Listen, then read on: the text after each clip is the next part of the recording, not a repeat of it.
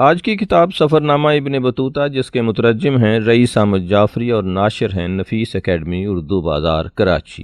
ابن بطوطہ، جس کا پورا نام شیخ عبداللہ ابن بطوطہ ہے، ابن بطوطہ مغرب اقصی کا رہنے والا تھا۔ علوم اسلامیہ کی اس نے باقاعدہ تعلیم حاصل کی، خاص طور پر تفسیر، حدیث اور فقہ کے علوم میں اسے اچھی دستگاہ حاصل تھی۔ وہ امام مالک رحمۃ اللہ علیہ کے فقہ پر حامل تھا۔ فقہ مالکی اکثر ساحلی علاقوں پر رائج ہے۔ اندلس میں تو اموی خلیفہ نے اسے فرمان کے ذریعے باحکم نافذ کیا تھا۔ ابن بطوطہ تصوف آشنا بھی تھا، دوران سیاحت اہل اللہ کی صحبت بھی اٹھائی۔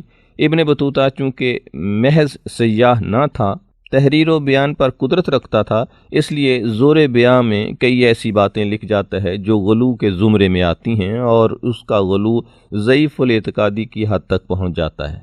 دوران سیاحت ابن بطوطہ کو کئی مقامات پر منصب قضا پر فائز کیا گیا، اور انہوں نے جرأت و بے باکی کے ساتھ احکام شریعہ نافذ کیے۔ ابن بطوطہ کا نام آج محاورے کے طور پر بولا جاتا ہے، گویا ابن بطوطہ کے دوسرے معنی سیاح کے ہیں۔ سفرنامہ ابن بطوطہ 3 ذی الحج 756 ہجری کو مکمل تحریری شکل میں سامنے آیا۔ ابن بطوطہ نے کتاب کے آخر میں تاریخ لکھ کر اپنے دستخط ثبت کیے۔ یہ سفرنامہ سینکڑوں برس گزر جانے کے بعد بھی اپنی افادیت برقرار رکھے ہوئے ہے۔ دنیا کی کوئی ترقی یافتہ زبان ایسی نہیں جس میں اس کتاب کا ترجمہ نہ ہوا ہو۔ مشرق اور ایشیا کا کوئی گوشہ ایسا نہیں جہاں ابن بطوطہ کے قدم نہ پہنچے ہوں، بلکہ افریقہ اور مغرب کے بھی کئی ایک مقامات کی ابن بطوطہ نے سیر کی، اور پھر اپنے تاثرات و مشاہدات پوری سچائی، بے باکی اور جرأت کے ساتھ قلم بند کر دیے۔ یہ سفرنامہ ابن بطوطہ نے اپنی مادری زبان عربی میں تحریر کیا تھا، اور عربی ادب میں اس تحریر کو سادہ، آسان، شگفتہ اور رواں تحریر کی وجہ سے اعلیٰ مقام حاصل ہے، اور اس تحریر کو عربی مبیں کی مثال کہا جاتا ہے۔ ابن بطوطہ دوران سفر یادداشتیں مرتب کرتا رہا، اور 25 برس کے بعد واپس وطن پہنچا، اور پھر گوشہ عافیت میں بیٹھ کر اس نے ان یادداشتوں کی مدد سے سفرنامہ پایہ تکمیل تک پہنچایا۔ اس کے حافظے کی داد دینی پڑتی ہے کہ اس نے جو کچھ لکھا بڑی حد تک کوتاہیوں سے پاک ہے۔ کہیں کہیں بھول چوک، غلط فہمی یا التباس لگتا ہے جو تقاضائے بشری ہے۔ ابن بطوطہ دوران سیاحت بادشاہوں سے بھی ملا، وزیروں سے بھی ملا، امرائے عرب و عجم سے بھی ملا، اہل علم اور اصحاب سیف سے بھی ملا۔ سب کے بارے میں اس نے اظہار رائے بے لاگ انداز میں کیا، گویا جو دل میں وہ زبان پر۔ خود اپنے آپ کو بھی نہیں چھوڑا، اپنے شب و روز بھی بلا تکلف تحریر کر دیے۔ رئیس احمد جعفری، جو بذات خود اردو ادب کا ایک بڑا نام ہے، جنہوں نے اس کتاب کا اردو ترجمہ کیا، گویا ترجمہ کرنے کا حق ادا کر دیا۔ حرف آغاز کے طور پر لکھتے ہیں کہ دنیا کو مسلمانوں نے بہت کچھ دیا، تہذیب و تمدن کی صورت میں بھی، ثقافت و حضارت کے روپ میں بھی، علم و فن کے رنگ میں بھی، اور تاریخ و جغرافیہ کے طور پر بھی۔ بلکہ تاریخ و جغرافیہ نویسی کا فن تو بلا شبہ یورپ نے بڑی حد تک مسلمانوں ہی سے لیا۔ وہ مسلمان ہی تھے جنہوں نے پوری غیر جانبداری، صداقت اور دیانتداری کے ساتھ تاریخ لکھنے کا فن دنیا کو سکھایا۔ تاریخ پر مسلمانوں کا یہ اتنا بڑا احسان ہے جو کبھی فراموش نہیں کیا جا سکتا، کسی دور میں بھی نہیں۔ اس طرح مسلمانوں نے ارشاد خداوندی سیروا فی الارض کے بموجب ساری دنیا کنگھال ڈالی۔ جب آج کی ترقی یافتہ قومیں سمندر پار کرنا مہا پاپ سمجھتی تھیں، جب بحری سفر ایک گناہ تھا، جب لوگوں کی کم حوصلگی اجازت نہیں دیتی تھی کہ گھر بار، دوست، احباب، اعزاء، اقربا کو چھوڑ کر دور دراز سفر پر روانہ ہوں، تکلیفیں جھیلیں، مشقتیں برداشت کریں، ڈاکوؤں کی زد میں آئیں، مال بھی کھوئیں اور جان بھی گنوائیں، لیکن مسلمان تھے کہ ہر خطرے سے بے پرواہ، ہر دکھ اور تکلیف کو جھیلتے ہوئے شاداں فرحاں دنیا کا چکر کاٹ رہے تھے۔ ابن بطوطہ نے جب اپنے سفر کا آغاز کیا تو اس وقت نہ ریل تھی، نہ موٹر، نہ طیارے، نہ جدید بحری جہاز۔ جب سمندر کا سفر کرنا جان جوکھوں کا کام تھا، وہ 25 سال تک سمندر کی لہروں سے لڑتا، ہولناک ریگستانوں سے گزرتا، پرشور دریاؤں کو کنگھالتا، فلک رفت پہاڑوں پر چڑھتا، جنگلوں، بیابانوں اور برفستانوں کو قطع کرتا، اپنے ذوق سیاحت کو تسکین پہنچاتا رہا۔ وہ دیار حجاز کی خاک پاک کو آنکھوں سے لگاتا، یمن کے دشوار گزار راستوں کو طے کرتا، مصر، بغداد، شام، عراق، ایران، ترکستان، ماوراء النہر، بلخ، بخارا، بدخشاں، افغانستان، آذربائیجان، عیسائیوں کے مرکز ثقافت قسطنطنیہ اور ترکوں کی مملکت کا دورہ کرتا ہندوستان پہنچا۔ اس نے سندھ کو دیکھا، پنجاب کی سیر کی، ہندوستان کے بادشاہ محمد تغلق نے اسے ہاتھوں ہاتھ لیا اور منصب قضا پر معبور کیا۔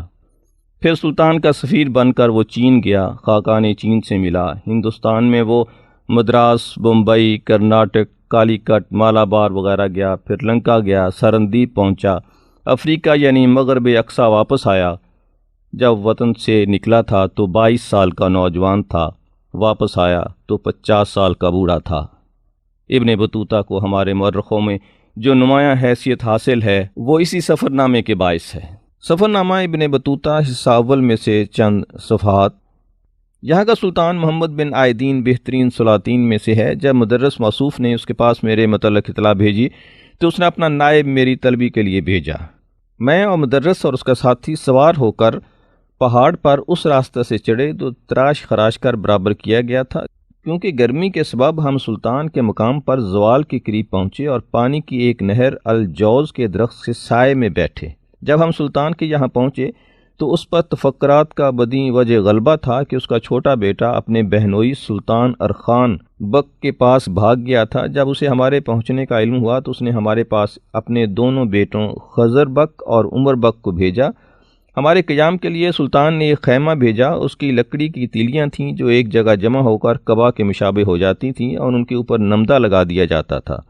روشنی اور ہوا کے آنے کے لیے اوپر کی جانب کچھ حصہ کھلا ہوا تھا اور جب اس کے منہ بند کرنے کی ضرورت ہوتی تو بند کر دیا جاتا تھا۔ یہ مقام نہایت ٹھنڈا تھا۔ اسی شب کو میرا گھوڑا سردی کی شدت سے مر گیا۔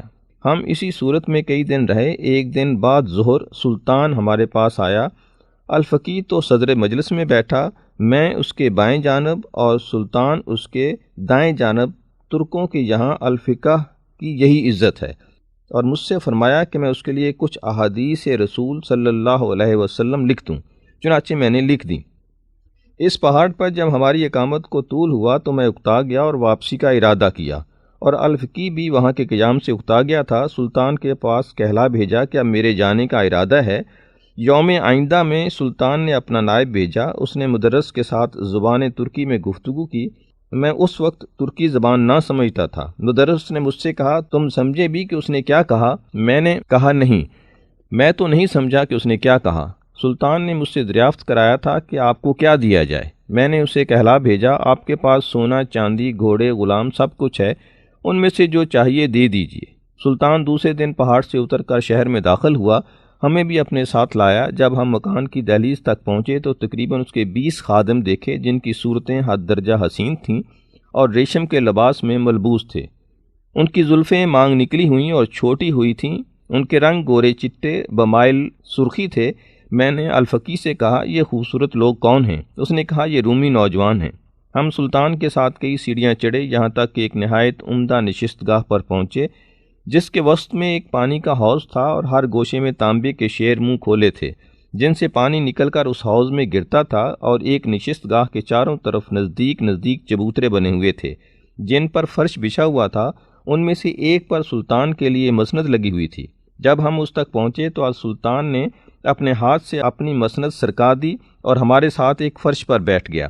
الفقی اس کی داہنی جانب بیٹھا اور القاضی فقی کے پاس والی جگہ پر بیٹھا، اور میں قاضی کے پاس والی جگہ پر بیٹھا، اور قرہ حضرات چبوترے کے نیچے بیٹھے۔ قاریوں کو جہاں کہیں بھی اس کی مجلس ہوتی جدا نہیں کرتا تھا۔ پھر سونے اور چاندی کے پیالے لائے گئے، ان پر گلاب پڑا ہوا تھا، ان میں ارک لیمو نچوڑا ہوا تھا، اور ان میں چھوٹی چھوٹی ٹکیاں ٹوٹی پڑی تھیں، اور میں سونے اور چاندی کے چمچے بھی پڑے ہوئے تھے۔ ان کے ساتھ چینی کے پیالے بھی تھے، وہ بھی مذکورہ مائع سے پر تھے۔ ان میں لکڑی کے چمچے تھے۔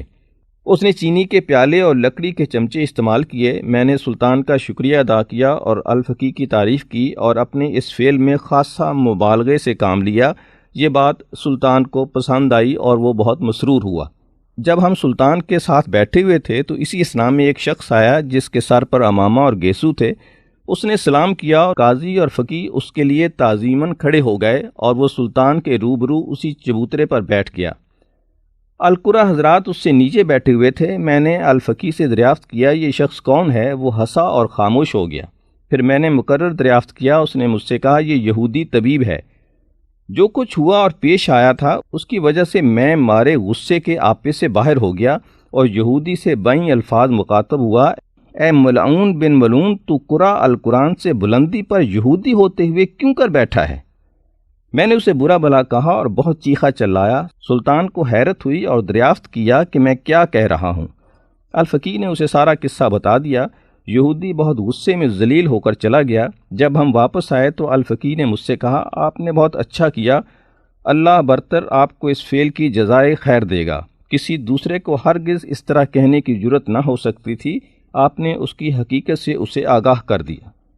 اس طرح کے بہت ہی دلچسپ قصے اس سفر نامہ ابن بطوطہ میں موجود ہیں کہ کس طرح سے وہ مختلف علاقوں میں پہنچا، مختلف لوگوں سے ملا اور اس کا اظہار اس نے برملا کیا۔ اس سفر نامے کے پبلشر چودھری اقبال گاندری نے اسے ذاتی دلچسپی سے شائع کیا ہے۔ یہ ایک ایسی کتاب ہے جسے آپ شروع کر لیں تو ختم کر کے ہی دم لیتے ہیں۔ ہر صفحے پر نیا ایڈونچر آپ کے سامنے ہوتا ہے۔ بہت ہی مزے کی کتاب، ایک مسافر کی داستاں جو تفریح کے لیے نہیں بلکہ علم و ادب کے حصول کے لیے سفر کرتا ہے۔ رہتی دنیا تک ابن بطوطہ سیاحت کا استعارہ بن کر تاریخ اور ادب میں چمکتا رہے گا۔ اگر آپ نے ابھی تک یہ کتاب نہیں پڑھی تو پڑھ ڈالیے، کیونکہ یہ کتاب آسمان علم میں ایک نئی کھڑکی کھولتی ہے جہاں آپ سیاحت کے سکندر اعظم سے ملتے ہیں۔